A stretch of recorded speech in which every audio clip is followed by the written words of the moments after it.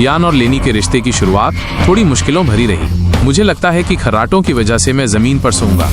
ये शायद बहुत परेशान करने वाला है। मैंने आधिकारिक तौर पर अपना बिस्तर बदल दिया है और उम्मीद है कि इससे मिस्टर लेनी के खर्राटे कम हो जाएंगे। उनके बीच तनाव और यान की नींद पूरी न होने के बावजूद पुलिस वाले और अपराधी को अपनी बोरियत दूर करने के लिए कुछ तो करना ही था। उन्होंने मिलकर अपने बिस्तर के फ्रेम से एक बास्केटबॉल हूप बनाया। ये एक जबरदस्त आइडिया है और इसे पुलअप बार की तरह भी इस्तेमाल किया। मैं अपनी पहली जेल यात्रा में एथलेटिक नहीं था, इसलिए मैं अपनी दूसरी यात्रा में इसे बना रहा हूँ। लीजिए, उन्हें कुछ कसरत के उपकरण चाहिए थे।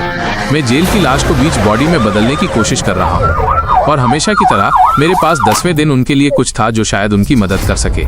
ऑफिसर बीस्ट रिपोर्टिंग कर रहे हैं। ऑफिसर बीस्ट ड्यूटी पर रिपोर्टिंग कर रहे हैं। देखते हैं हमारे